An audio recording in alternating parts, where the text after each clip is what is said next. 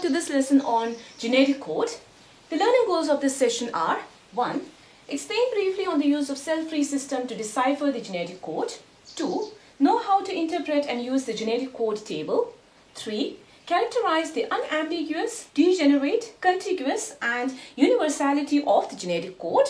And 4. Exemplify the effects of mutations on genetic code with an analogy.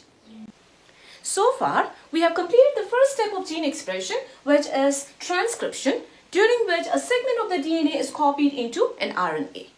This first step of gene expression is easier for us to comprehend because it basically involves the copying of a double-stranded polymer of nucleotides into a single-stranded polymer of nucleotide by following the complementary base pairing rule. However, the second step of gene expression, known as translation, involves the synthesis of protein, which is a polymer of amino acids from an mRNA. The big challenge was to figure out how the sequence of nucleotides translated into the amino acid sequence of proteins. It was already known to the scientists during the mid-1950s that any change in the sequence of nucleotides in the mRNA or DNA resulted in a change in the sequence of amino acids in proteins. It became evident that the sequence of nucleotides in mRNA and DNA is the genetic code for amino acids. Many scientists were on a race to figure out or to crack the genetic code of life that determines the sequence of amino acid in a polypeptide during protein synthesis. So the question is, how was the genetic code deciphered or cracked? Deciphering of the genetic code was one of the greatest discoveries in the 20th century. In this connection, a significant contribution came from a Russian physicist named George Gamow, who determined the number of nucleotides that constituted each genetic code. George Gamow in the year 1954 put forth the widely accepted triplet hypothesis, in which he proposed that if the 20 amino acids are to be coded by the 4 different nucleotides of DNA and RNA, then each genetic code should be made up of 3 nucleotides. Gamow's reasoning was that if each nucleotide was to code for 1 amino acid, then we would only have 4 codons, which is not at all enough or sufficient to code for 20 amino acids. He therefore suggested that the genetic code should constitute a combination of nucleotides. If the 4 nucleotides are to combine in groups of 2, then we would have 16 possible groups or 16 codons, which is still not enough to code for 20 amino acids. If the 4 nucleotides are to combine in groups of 3, then we would have 64 possible groups or 64 codons, which is more than enough to code for 20 different amino acids. Subsequent experiment from many other scientists provided evidence and supported Gamow's triplet hypothesis. Scientists, however, did not know which triplet coded for which amino acid. The breakthrough came in the year 1961 when 2 biochemists named Marshall Nierenberg and Heinrich Mattei deciphered the first genetic code using a cell-free system. So a cell-free system basically refers to a cell extract or a cell cytoplasm that is obtained by breaking the cell wall and cell membrane. In their experiment, they used the cell cytoplasm or extract of E. coli bacterium. So how Nierenberg and Mattei went about with their experiment was, first, they created a homopolymer of polyusynthetic RNA. So this is representing a polyusynthetic RNA, and such an RNA is called as a homopolymer because this is a polymer consisting of only U nucleotides. So it is made up of the same nucleotides. The polymer is referred to as a homopolymer, and they created such a polyusynthetic or artificial RNA by using an enzyme known as polynucleotide phosphorylase. And this was the enzyme that was discovered by a Spanish biochemist named Severo Ochoa. Next, they added or incubated the polyusynthetic RNA into a cell-free system containing amino acids. And when they left the poly-U synthetic RNA in a system containing amino acid, what they obtained was, they obtained a polypeptide consisting of poly-PHE. So, which means this is a homopolypeptide made up of a chain of phenylalanine amino acids. So, through this experiment, Nierenberg and Mathai deciphered the first genetic codon, which was UUU. They concluded that the genetic codon UUU codes for phenylalanine or PHE. Later, other biochemists such as Severo Ochoa and Hargobind Khurana extended on Nierenberg's work to decipher the genetic code.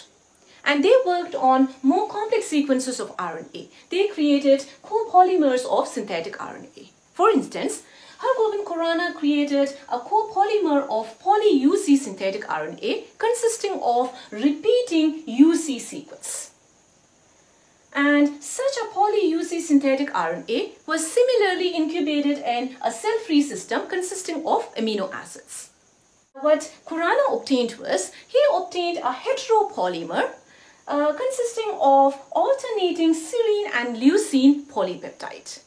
So from this result, he concluded that the codon UCU codes for the amino acid serine and the codon CUC codes for the amino acid leucine. This is because in a poly-UC synthetic mRNA, we find that the UCU triplet alternates with CUC triplet, thus confirming that UCU is coding for serine and CUC is coding for leucine. By 1965, using such a cell-free system and other techniques, Nierenberg, Khurana and their colleagues such as Mathai and many others deciphered all the genetic code specifying for the 20 amino acids. The genetic code is summarized in a table, and the table shows the 4 possible nucleotides for each of the 3 positions of a triplet codon. That is, the left side on the grid represents the first position or first letter of the 3-part codon. The top axis represents the second position or the second letter, and the right side of the grid represents the third position or third letter of the 3-part codon. Overall, the table has 4 rows and 4 columns, and it is organized in a highly logical way. A rule of thumb to remember is to always keep the sequence of the nucleotides same in all the 3 axes. Notice that it is UCAG on the left side, UCAG on the top axis, as well as UCAG on the right side of the grid. We can now correctly combine the 3 letters of each codon by choosing the first letter from the left, followed by the second letter from the top and the third letter from the right side. The letter in each row and column intersects in a box. For example, U in the first row and U in the first column intersect in this box. U in the first row and C in the second column intersects in this box, and UA meets in this box, UG meets in this box, and so on. And this is why you can see that the first 2 letters of each of the 4 codons in a box is always the same. The 4 codons in a box differ only in their third letter, which can be any of the 4 nucleotides from the right side. Suppose if you consider the first box, the 4 codons in this box has UU as their first 2 letters, while their third letter is a U or a C or an A or a G. I hope you understood the logic. So, the specific sequence of letters or the sequence of nucleotides in a codon corresponds to a particular amino acid. I know it seems a lot of letters, but don't worry, you don't have to be memorizing all of these 64 codons. What I expect you to know is the 3 codons which are UAA, UAG and UGA. And these 3 codons are called as stop codons because they do not code for any amino acid but only signals the end of translation. Another codon that I want you to know is AUG. And AUG has a dual function, which is to say that AUG codes for an amino acid MET or methionine, and it also acts as the start codon or the initiator codon. During translation, the reading frame starts with an AUG at the 5' end of an mRNA in most of the living organisms. By studying the genetic code, we can comprehend some of the salient features of the genetic code. The first one is quite obvious. It is that the codon is triplet, which means each codon has 3 nucleotides or each codon has 3 letters. And there are 61 codons that actually code for amino acid, because we know 3 codons are just stop codons. A second feature is that the genetic code is unambiguous, which means each codon would only code for one amino acid. For example, the codon GUG codes for valine, codon UUU codes for phenylalanine, and the codon UCU codes for serine. So if you study the genetic table, what you will find is that each codon is specifying for one amino acid.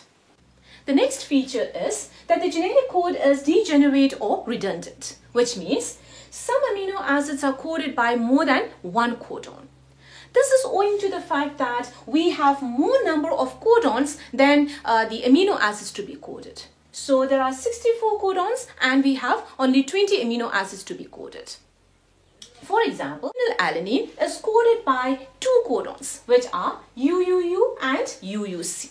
Likewise, amino acids like leucine is coded by 6 codons, such as UUA, UUG, CUU, CUC, CUA, and CUG. So if you study the genetic code table, you will find that some amino acids are coded by 2 codons, some amino acids are coded by 4 codons, and some of the amino acids are even coded by 6 codons.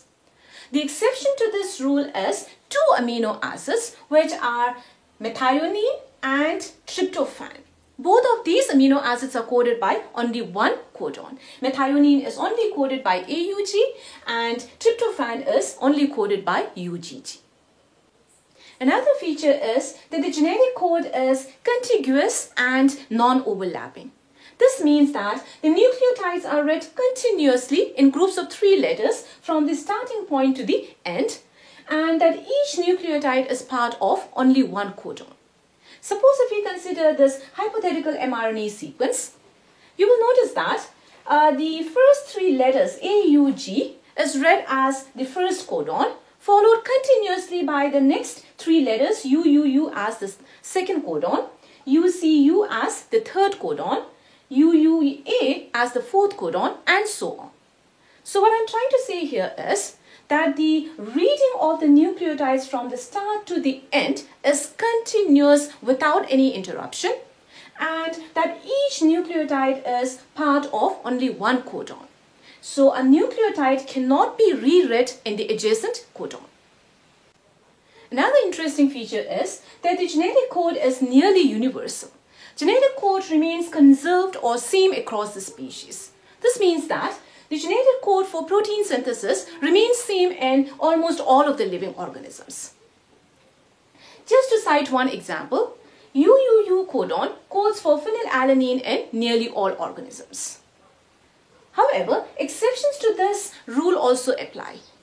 In some protozoans and in the mitochondrial and chloroplast DNA, we do see certain variations. Such a sameness in the genetic code across diverse organisms have facilitated geneticists to create genetically modified organisms who can express foreign genes. To cite an interesting case is the creation of GlowCat by Mayo Clinic scientists. They inserted a green fluorescent protein of jellyfish along with the gene that blocks the virus responsible for causing AIDS in cats. The ultimate goal of their research is to fight against AIDS. Similarly, today we have the use of many genetically modified organisms in which the expression of a foreign gene is possible due to the universality of the genetic code. Finally, we will look at some of the effects of mutations on the genetic code. Mutation refers to a change in the sequence of nucleotide in DNA or RNA. And mutations can be a change affecting one nucleotide or multiple nucleotides.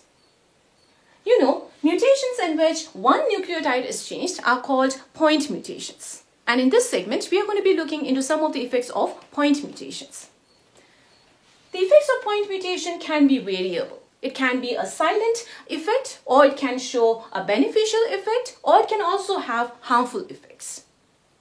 One of the typical examples of a harmful point mutation is the case of sickle cell anemia.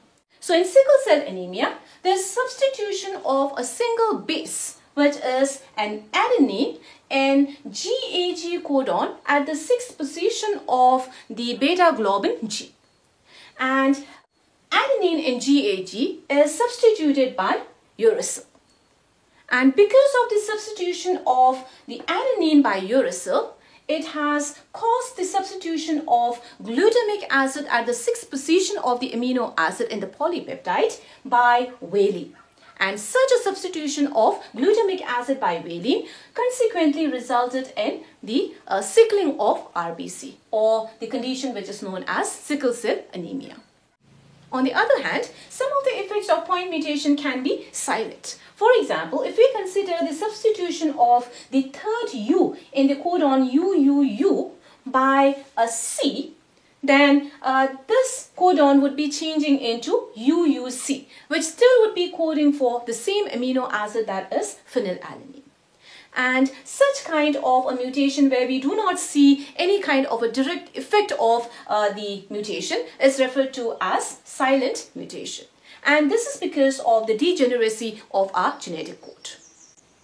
Another type of point mutations are the frame shift mutations, which refer to a change in the reading frame in a DNA or RNA sequence that is caused by insertion or deletion of nucleotides. And the insertion or deletion mutations can affect the reading frame of a DNA or RNA from the point of insertion or deletion. To better understand the effects of a frame shift mutation, let us consider an analogy of a sentence which reads as "the sun was hot." As you can see, each word in this sentence is composed of 3 letters, just like a triplet genetic code. Let's assume each of the words in this sentence as a genetic codon, and the letters in this sentence should be read in groups of 3. Well, suppose in this meaningful original sentence, if we have the insertion of a single letter B in this position between E and S of the first 2 words, and then reread the sentence reads something like this. You see, from the point of insertion of this B letter, the triplet words in this sentence has got altered. And the overall meaning of the sentence is lost. It now makes no sense. Similarly, if we have the deletion of one letter, let's say W from the third word, and then reread the sentence in groups of 3 letters, then the sentence reads something like this. Again, you see that from the point of deletion of W, the triplet word in this sentence got altered.